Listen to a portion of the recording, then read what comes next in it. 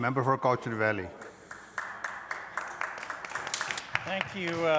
Thank you, Honourable Speaker. Well, it was quite something listening to the previous speaker and the joy and exuberance that we heard displayed there about regulation. You know, from a government that at one time had a minister of deregulation. Now all of a sudden we're excited and looking forward to the day we can legislate, put in laws, put in some real regulations, and have some real compliance and enforcement. Finally, some regulation, Honourable Speaker. It's a wonderful thing indeed to see the joy, the absolute joy in moving towards regulation that's absolutely necessary. The one thing we can absolutely agree on, Honourable Speaker, is that this is long overdue. And I'm not alone. Like, if you would have listened to the previous speaker, you would think, Honourable Speaker, you would think for sure this government has been turning their minds to this for maybe even, 20, 30 years, at least the last 12 years or so. They've been really focused on thinking up a way to do this. But let's just take a moment to hear from Bruno DeSalle, co-chair of the ORV Coalition. And what does he say the facts are on this? He says for over 30 years, and by the way, I might add, this is from the BC government's own news release and website. And they have in there, and so I appreciate the honesty, at least in this little blurb. For over 30 years, we've known that BC has lagged behind, Honourable Speaker, when it comes to ORV regulations, to the detriment of personal safety, environmental responsibility, tourism potential, and the enhancement of ORV sport, said Bruno DeSalle, co-chair of the ORV Coalition. So for over 30 years, the groups have been together, united, petitioning government, bringing forward their ideas and concerns. And at the end of the day, now we have government coming forward and saying, oh, this is such a wonderful idea. We just thought this up in the last little while. We've been squirreled away working so hard on it because we care so much about this regulation and program. But I support that, Honourable Speaker, and I join with my friend. I'm not quite as diplomatic as my friend who rightly points out there's a lot of good, there's a lot of merit in finally the government listening to the people of British Columbia who have been begging and pleading for the government to listen. And could you just give us a few crumbs from the table and move this bill along? Give us some safety, help us out. People are stealing. They're stealing our bikes. They're out running up and down, creating environmental catastrophe, Honourable Speaker, in the woods. And I have experienced that myself, Honourable Speaker. Honourable Speaker, I went to an area, and I must admit this wouldn't have been my idea of fun, but I have a constituency assistant who for more than 30 years has gone out into the wilderness, and he really enjoys taking his little tracker out there. It's not an ORV, it's a real off-road vehicle. But we ran into those kind of wild vehicles, blazing trails through pristine wilderness, Honourable Speaker, doing things that really aren't acceptable in a Class A park in British Columbia and in Canada. To have people tearing up the wilderness is absolutely unacceptable and should be to all British Columbians to finally have a government listen and put in place some rules. But will there be any compliance and enforcement, Honourable Speaker? Will there? No. We heard a lot about, we've seen over 1,000 jobs lost within the ministry, okay? A lot of them compliance enforcement. Now they've got them running around on roller skates practically, I'm sure. I don't know whether they've given them a gun yet. I don't think they got a gun. And they're out there dealing with wildlife.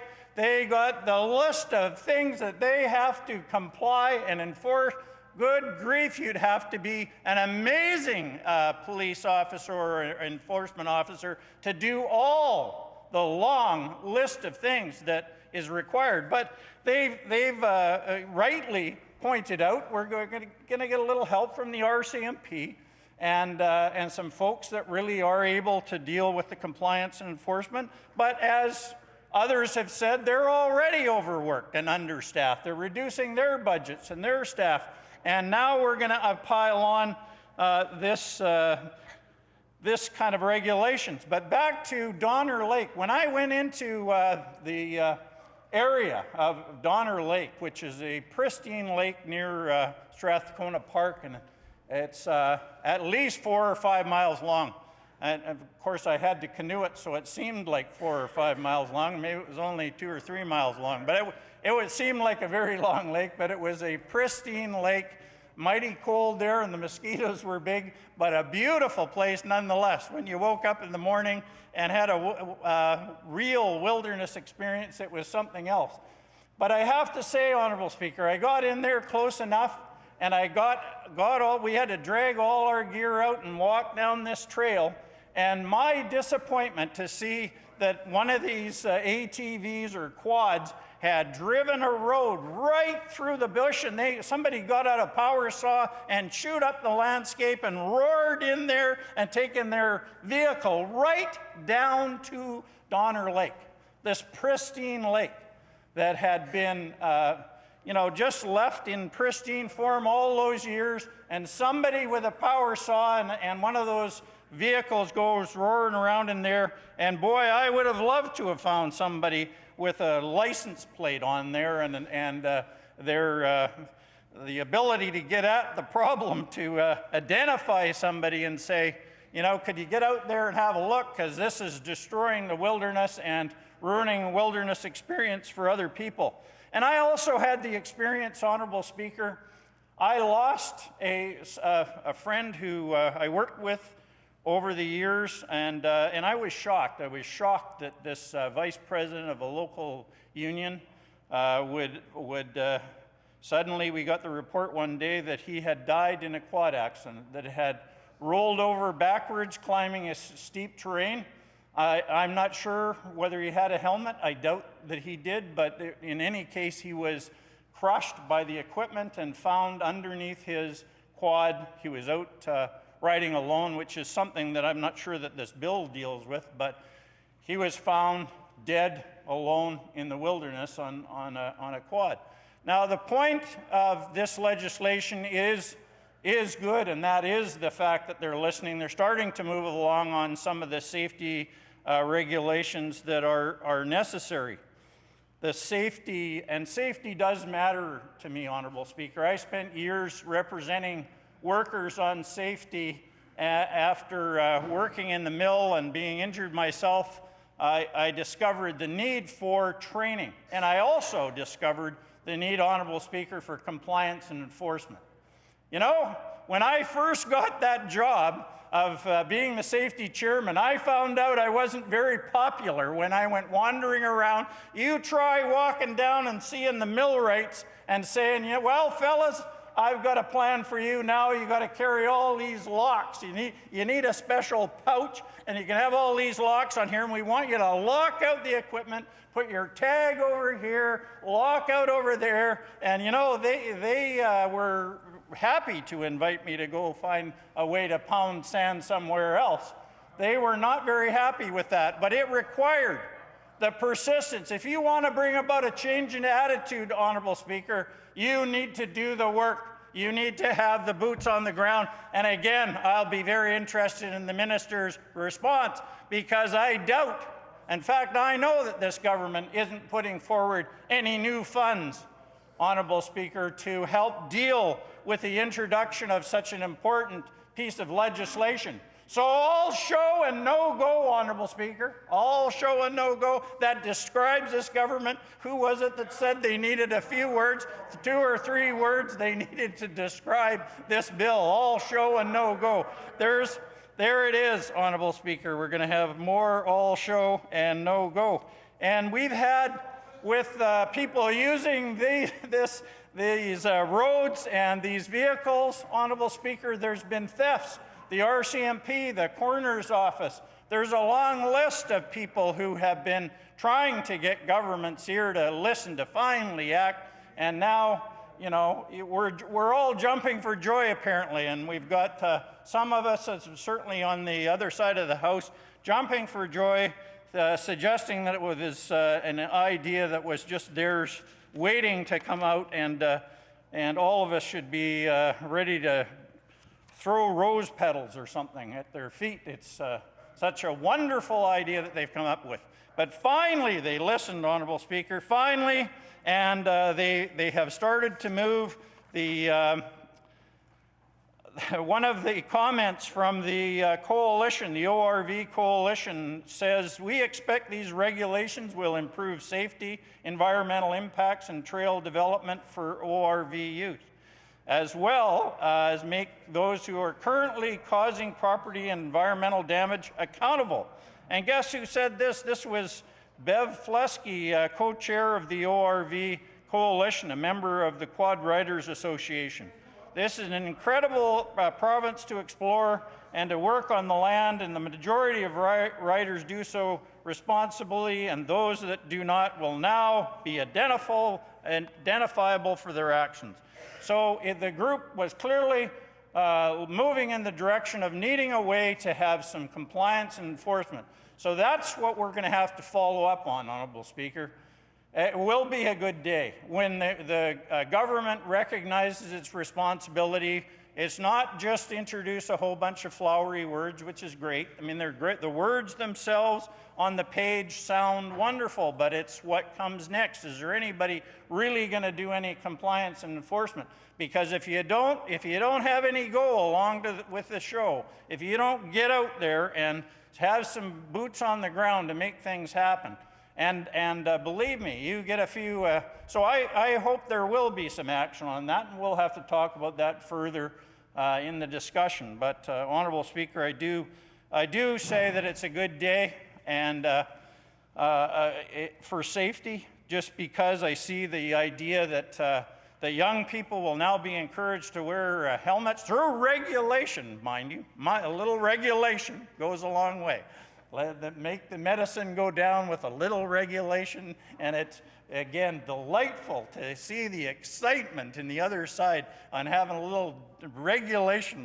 They look forward. They've got enabling language in here, Honorable Speaker, to have all kinds of regulation. It's going to be wonderful, wonderful, wonderful thing indeed. And we've got several levels of penalties to talk about. I don't know if we have time. I'm getting an evil look that maybe I'm taking up too much time. But they do have at least 3 layers of penalties that they talk about. And again, that's a good start, you know. But is this going to be, Honorable Speaker, is this going to be like the legislation that this government brought in when they said back in 2001, you know what, we're going to get rid of all of this regulation that the NDP has. We're going to get rid of it all, and we're going to introduce we're going to have professional reliance, and there will be people go to jail, Honorable Speaker. There will be million-dollar fines, and people will go to jail. And do you know how many million-dollar fines or people go to jail? None. Zero. Nada. Nothing. And so it's just so much smoke and mirrors when it comes to this government. So again, we need a little action to go along with the plan so that we can be convinced that. And we do need to convince the people of BC. I might sound like I'm having way too much fun with this, but I am serious when it comes to the need to have real boots on the ground and to make what are important matters, like children's safety and having a helmet on. You know, those are critical areas. And I will never forget, Honorable Speaker, some of the experiences that I've had. And because I've had them, I think it's incumbent on me to share them. I came home from an afternoon shift one night from the U-boat sawmill. I've been running the dozer boat all evening. And I came home and it was grad party just up the road from where I was working. And when I came home on Mead Creek Road and turned just before Marble Bay Road, there was a bunch of fir trees there. And one young man, and he did have a helmet on, but he was going so fast, and he must have been high or drunk on something. I won't even go into what exactly that was. All I know is that he hit that big fir tree head on, and he was laying in the middle of the road with an RCMP officer giving him mouth-to-mouth resuscitation. I'll never forget it as long as I live, Honorable Speaker, because that RCMP, who I have a whole bunch of respect for the fact that that young RCMP officer was down on his knees giving mouth-to-mouth resuscitation to a man who he was hoping was going to have a chance to live. By the time the ambulance got there and they took over, he didn't make it.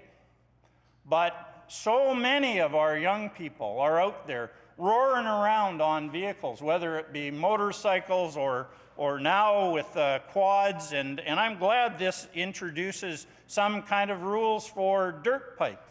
Because again, that's something I know about, where there are young people out there roaring around on motorbikes, and we do need some help with that. And the idea that they can seize a bike, if there's some kind of crazy party and people are suspected of drinking, they can seize a bike for up to 48 hours. Those are good things, Honorable Speaker, but again, what we need at the end of the day is a government that's willing to follow through on these words, not just to give a whole bunch of warm feelings and have the kind of speeches that we've heard here about, oh, it's going to be so wonderful. It's going to be just so beautiful and so wonderful, you can hardly imagine. But then, at the end of the day, when it comes to some action, it just doesn't happen. We need the boots on the ground, Honorable Speaker. And with that, I will take my place. I do believe at the end of the day we'll make some recommendations and support this bill. But I think enough said. We really do need to see some follow through. And I do appreciate the fact that the minister and his staff did take the time to come over and give us a briefing. And I've already had the opportunity to air my concerns. And so with that, I thank you, Honorable Speaker, for the opportunity to speak on Bill 13, the Off-Road Vehicle Act. Thank you.